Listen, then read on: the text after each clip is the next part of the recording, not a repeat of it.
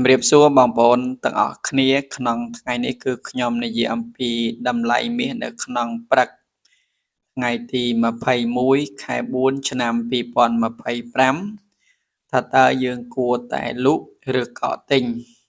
ប៉ុន្តែខ្ញុំមុននឹងខ្ញុំនិយាយអំពីយើងគួរទៅលក់ឬទៅទិញយើងនិយាយអំពីតម្លៃមាសនៅក្នុងថ្ងៃទី21ខែ4ឆ្នាំ2025នេះសិនតម្លៃមាសនៅក្នុងថ្ងៃទី21នេះខ្ញុំផ្ដើមចេញពីយើងនិយាយអំពីមីអោនសិនមីអោនមាសនៅក្នុងថ្ងៃនេះគឺតម្លៃ$3,331នៅក្នុងមីអោន1G ស្មើនឹង$406 1តម្លឹងស្មើនឹង$4,065 1គីឡូ$108,413នេះគឺយើងនិយាយអំពីតម្លៃមាសនៅក្នុងពេលព្រឹកប៉ុន្តែមកដល់ពេលម៉ោងនេះគឺម៉ោង7ល្ងាចហើយម៉ោង7យប់ហើយគឺមាសឡើងមកដល់$3,405នៅក្នុងមួយអោនចឹងបើយើងគិតទៅមាសនេះឡើងតាំងពី$3,331ដល់ទៅ$3,400ចឹងយើងគិតទៅវាអាច70លេខជាងណា70លេខអញ្ចឹងបើសិនជាខ្ញុំគិតខុសយើងយក$3,331មកដកនឹង$3,405ដកទៅឃើញវាខ្ទង់បើសិនជាខ្ញុំដកខុសអាហ្នឹងគឺបងប្អូនជួយដកបន្ថែមអាហ្នឹងខ្ញុំគ្រាន់តែស្មានខ្ញុំអត់បានដកទេឥឡូវគឺខ្ញុំដកឲ្យមើលសិនចុះខ្ញុំដកឲ្យមើលថានៅក្នុងអញ្ចឹង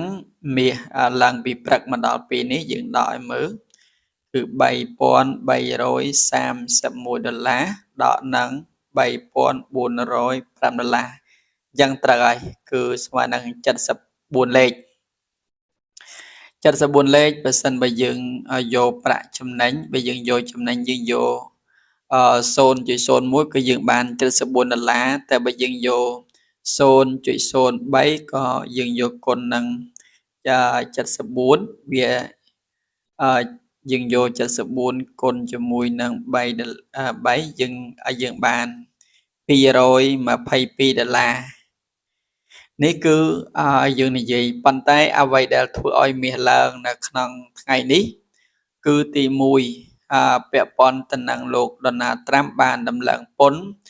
ទៅលើប្រទេសចិនរហូតដល់245ទី2គឺលោក Donald Trump ទទួលសមឲ្យលោក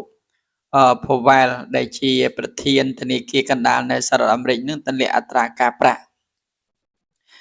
ហើយទី3គឺតម្លៃលុយដុល្លារបានធ្លាក់ចុះរហូតដល់10%ទី4គឺអតិផរណានឹងកើនឡើងខ្លាំងព្រោះតែគោលនយោបាយរបស់លោក Donald Trump ហើយទី5លោក Powell ដែលជាប្រធានធនាគារកណ្ដាលនឹងគឺមិនចង់ទម្លាក់អត្រាការប្រាក់នោះទេដូច្នេះរឿងទម្លាក់អត្រាការប្រាក់គឺនៅតែសពេចសពេននៅឡើយក៏ប៉ុន្តែបើប្រៀបធៀបនឹងដុល្លារគឺបានធ្លាក់ចុះទៅដល់10%បាត់ទៅហើយអញ្ចឹងតម្លៃទីផ្សារប៉ុន្តែចំណុចរួមដែលធ្វើឲ្យមាសធ្លាក់មកគឺយើងក្តាប់ព័ត៌មានបានគឺសហរដ្ឋអាមេរិកបានទិញនៅគេហៅថា Bitcoin ឯប្រទេសចិនគឺទិញនៅមាសអញ្ចឹងបានធ្វើឲ្យមាសគឺចាប់ផ្ដើមឡើងខ្លាំងអញ្ចឹងគឺមាសគឺចាប់ផ្ដើមឡើងខ្លាំងបើយើងមកមើលព័ត៌មានចិនបដិញ្ញាសង្សឹកចំពោះបណ្ដាប្រទេសដែលធ្វើតាមការអំពាវនាវរបស់សហរដ្ឋអាមេរិកឲ្យដាក់ទីក្រុងប៉េកាំងឯកោប្រទេសចិនបានប្រមានថាខ្លួននឹងសង្សឹកប្រទេសដែលសហការជាមួយសហរដ្ឋអាមេរិកក្នុងវិធីដែលសម្របសម្រួលផលប្រយោជន៍របស់ទីក្រុងប៉េកាំងនេះបើយោងតាម សេចក្តីថ្លែងការណ៍របស់ក្រសួងពាណិជ្ជកម្មចិនការព្រមាននេះកើតឡើងនៅពេលដែលរដ្ឋបាលរបស់ប្រធានាធិបតីលោក Donald Trump ត្រូវបានគេរាយការណ៍ថាគ្រោងនឹងប្រើប្រាស់ការចរចាពន្ធដារដើម្បីដាក់សម្ពាធដៃគូអាមេរិកឲ្យដាក់កម្រិតលើទំនាក់ទំនងរបស់ពួកគេជាមួយប្រទេសចិនក្រសួងពាណិជ្ជកម្មចិនបាននិយាយថាចិនប្រឆាំងយ៉ាងម៉ឺងម៉ាត់ចំពោះភាគីណាមួយដែលឈានដល់កិច្ចព្រមព្រៀងក្នុងការចំណាយផលប្រយោជន៍របស់ប្រទេសចិនប្រសិនបើរឿងនេះកើតឡើងក្នុងប្រទេសចិននឹងមិនទទួលយកវាទេហើយនឹងចាត់វិធានការយ៉ាងម៉ឺងម៉ាត់ចំពោះគ្នាទៅវិញទៅមកនេះបើយោងតាមការប្រភពព័ត៌មានCNBC